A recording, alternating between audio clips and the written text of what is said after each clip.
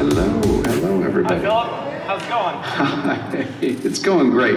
I actually can't see you guys yet in the audience, so we can keep playing with that, but I can imagine that I can see you all there in Sydney. That's good.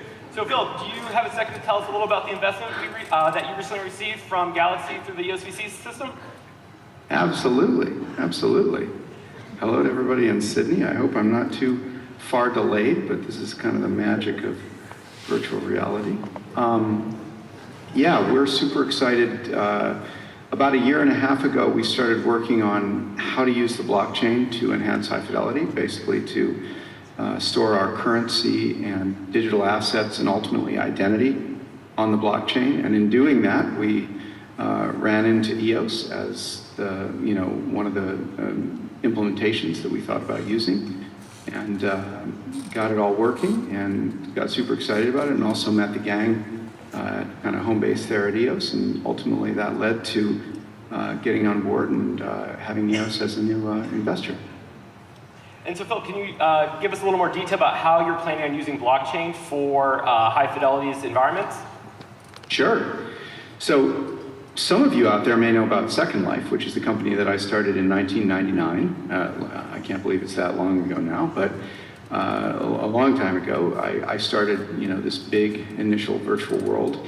And at that time, when we got Second Life up and running, which was about 2004, we needed a currency. We wanted people all over the world to be able to buy and sell digital goods from each other. And of course, at that time, there was, not even the idea of a cryptocurrency. And so we built one ourselves. We built a digital currency called the Linden Dollar, which is still in use today, that allowed people in Second Life to buy and sell things from each other and to build a marketplace, despite the fact that they were in different countries in many cases and needed to make what were typically fairly small transactions. And fast forward from 2004 or so to today, and Second Life is still today about $600 million a year in digital transactions. People buying things like the clothes that you see on my avatar here, and furniture and all kinds of goods and services from each other. So having seen the success of Second Life in building a digital currency,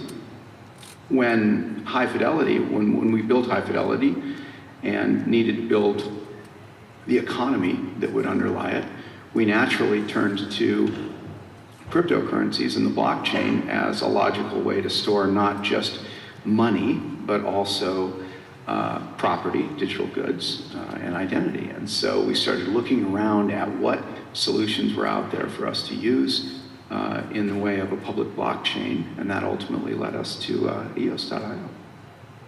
That's awesome. And I think some of you may be wondering, with the EOSVC initiative, we are not just giving capital, we're also giving our resources. So Philip is able to expand a little bit more along about what he's going to be doing with that capital, such as initiatives they're taking and the expansion of their company. If you could give a little more detail about that, Philip, that'd be great. Well, sure. Obviously, first and foremost, what is critical for a virtual world is to have a stable currency that has low transaction costs and very rapid settlement times. Second Life today, for example, is about 25 transactions per second. And obviously, if you're in a virtual world and you're handing somebody something, you need them to be able to get the thing that you just gave them, right while you're handing it to them. So you need rapid settlement times. So we're going to be working with EOS and getting help from EOS to continue to build a blockchain, a public blockchain that has those properties. So from the money side, we need fast transaction rates, low settlement times. We're also looking at smart contracts and their capabilities to create the ability to record the ownership of digital assets. That is, if I have a hat or glasses or a house in the virtual world, I need to be able to record its ownership as a sort of a proof of origin, proof of provenance, we call it. And we store that information on the blockchain so that once you take possession of something as a buyer, you can then transfer it to somebody else or do anything you want with that object on the blockchain by yourself. So that's an example of the kind of thing that we'll need from a smart contract on the blockchain. And then ultimately, obviously, being an avatar in a virtual world means that you need to identify yourself when you walk into a meeting or when you meet somebody for the first time, you want to be able to prove to them who you are, and that's something that we want to do on the blockchain as well. Storing different pieces of digital identity on the blockchain, and we're looking at all the various different interesting proposals that have been made thus far in terms of how to store identity on the blockchain, and we're going to pick from the ones that make the most sense and get them up and running on the EOS blockchain. That's awesome. And just another point is that you've been a serial entrepreneur and you tinkered with a lot of different new technologies such as blockchain and VR. And I think a lot of people here who hacked this weekend are the same cut from the same cloth, where they're interested in new ideas and trying new technologies. I was wondering if you give them any advice as to what makes a good leader and a good developer and a good entrepreneur, because I think you've had great success in that field. Well, thanks. I think now more than ever is a time where there's a tremendous amount of change. I always think, looking back on my own life, that the amount of change that was happening, sort of per unit time, per quarter, per year, that was something that really mattered in terms of what you needed to succeed as an entrepreneur.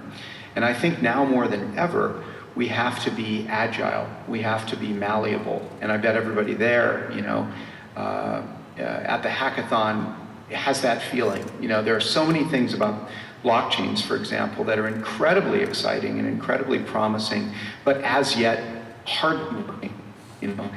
I was there as an entrepreneur from the very beginning of the internet. I started my career really in the early 90s, coming to San Francisco and seeing the internet suddenly happen, And I would say that even then, as exciting as it was, there was tremendous change. We suddenly had this idea of web servers and the internet and, maybe payments on the internet and all these things happening.